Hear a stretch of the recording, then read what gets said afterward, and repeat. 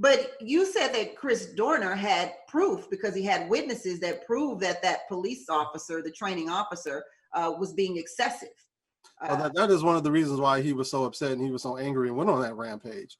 And I mean, we see it now with videotape and witnesses, and police officers still aren't disciplined for what we see on video. So, you know, it goes both, it's the same way with officers on duty. Mhm. It's hard to prove, you know, even if someone corroborates your story, even if there's tape, it's still hard to prove that an officer commits misconduct. And so then if it's hard to prove, here we go. Mm-hmm. If it's hard for a police officer to prove that a police officer is being excessive or not serving and protecting, then it goes without say that it's hard for a civilian to say that a police officer did something wrong.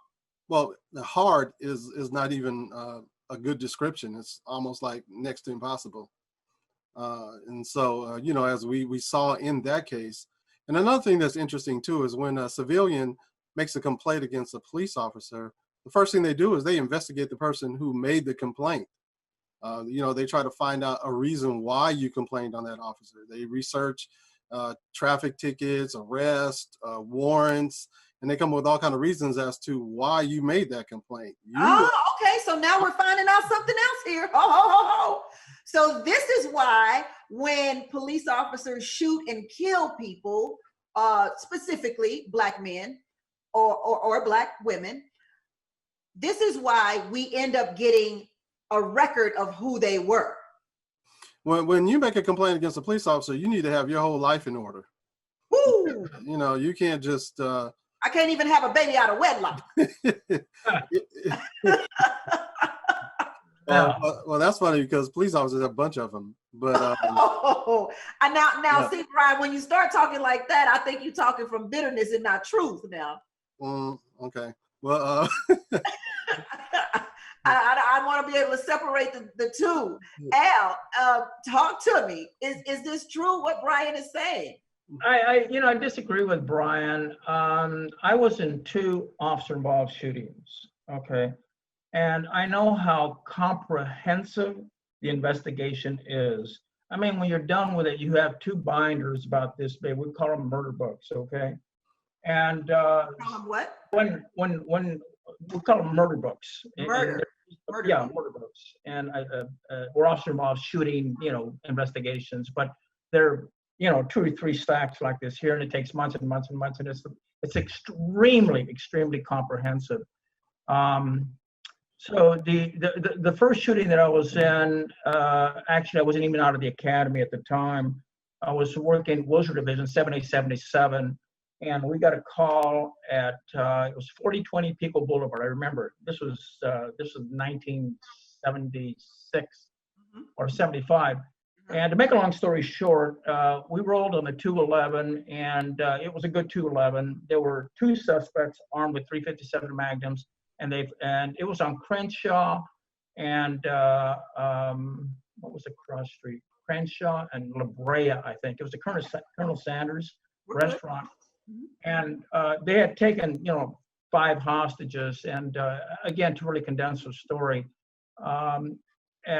When we confirmed that it was a good 211 armed robbery, we just cordoned everything, put everything on ice, and we got on the PA system, and it was our call. And we put an officer needs help call. So here comes a blue wave. Here comes the air unit, and we told them, ordered them to come out, drop their firearms, and come out. They didn't do it, so it qualified for a hostage, situation.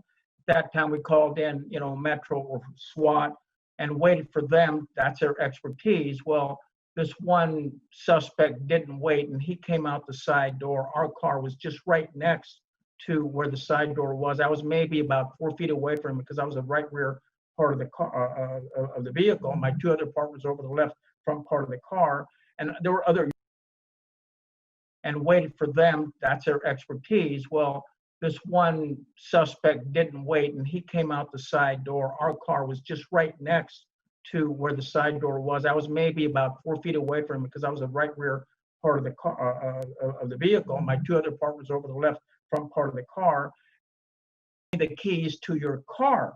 Well, obviously, we were going to give him the keys of the car. And he had the .357 Magnum cocked. So I just took a bead on, which would be the left side of his face, and I was going to put a round right around where the eye is, and just check him out straight away before he murdered that little sweetheart.